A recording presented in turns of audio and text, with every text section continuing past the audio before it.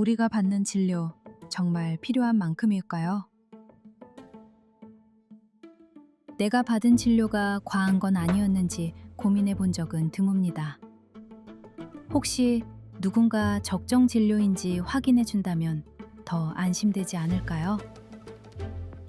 국민건강보험공단은 적정진료 추진단과 적정진료 분석센터를 운영하며 급여 청구 데이터를 분석합니다. 진료 기록을 꼼꼼히 살피며 유독 검사가 많은 질병, 필요 이상으로 반복되는 진료 행위가 있는지를 확인하는 거죠. 이때 공단은 질병과 행위 기반 분석 과제 발굴 체계도를 활용하는데요. 질병별로 불필요한 진료 행위를 선별하고 전문가의 자문을 거쳐 과잉 진료가 의심되는 기관을 발굴하게 됩니다. 건강보험 지출은 진료비 증가의 영향을 가장 크게 받습니다. 의료기관의 과잉 진료로 인한 재정 누수는 건강보험의 지속 가능성을 약화시키는 만큼 적정 진료 환경 조성을 위한 적극적인 노력이 필요합니다. 이에 공단에서는 급여 분석을 기반으로 과다 의료 행위를 발굴하고 진료 형태를 개선하여 적정 진료 환경을 조성하는 적정 진료 추진단, 나이스 캠프를 운영하고 있습니다. 한 가지 사례를 통해 같이 보실까요? 소중한 우리 아이가 감기에 걸려 병원에 왔습니다. 기침이 심하고 열도 나죠. 그때 의사가 말합니다. 혹시 모르니 CT 검사를 해보시죠. 부모의 마음이라면 당연히 뭐든 해야죠. 아이를 위해 CT를 찍고 또 찍고, 오라? 이번엔 엑스레이도 찍네요. 단순 감기예요. 다행히 검사 결과는 일반 감기였지만 오늘 받은 검사들이 정말 필요한 검사였을까요?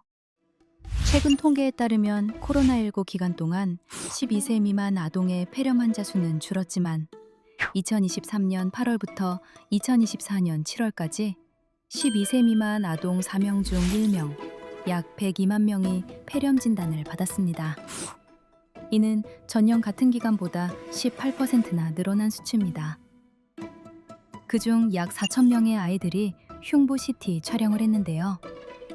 이 또한 전년도 대비 거의 2배 가까이 증가한 결과입니다. 그럼 CT 촬영 건수를 한번 살펴볼까요? 상위 5개 병원이 전체 30% 가까이, 17개 병원이 절반 이상을 차지하고 있습니다. 폐렴은 세균이나 바이러스 때문에 폐 조직에 염증이 생기는 감염성 질환입니다. 사실 대부분의 경우 흉부 엑스레이 검사만으로도 충분히 진단이 가능합니다. 하지만 최근에는 CT 같은 고가 의료 장비 사용이 늘어나면서 검사가 불필요하게 반복되는 경우가 있다는 지적이 나옵니다. 전문가들은 말합니다. 소아 CT는 꼭 필요할 경우에만, 그것도 저설량으로 촬영해야 합니다. 일부 병원의 처방은 반드시 확인이 필요합니다. 그렇다면 이런 과잉 진료가 계속 이어진다면 어떻게 될까요? CT 사용이 늘어나면서 환자들이 방사선에 노출되는 양, 즉 피폭 선량도 함께 증가했습니다. 2017년과 비교해 2023년에는 약 53% 이상 늘었고 2021년에는 노출량 100mS를 초과한 사람만 해도 약 4만 명이 넘는 것으로 확인됐습니다. 방사선 노출이 꾸준히 늘고 있다는 뜻이죠. 이웃나라 대만의 경우 연간 기준치를 넘은 국민이 1,232명에 불과하며 이들 대부분은 항암 치료 중인 환자입니다.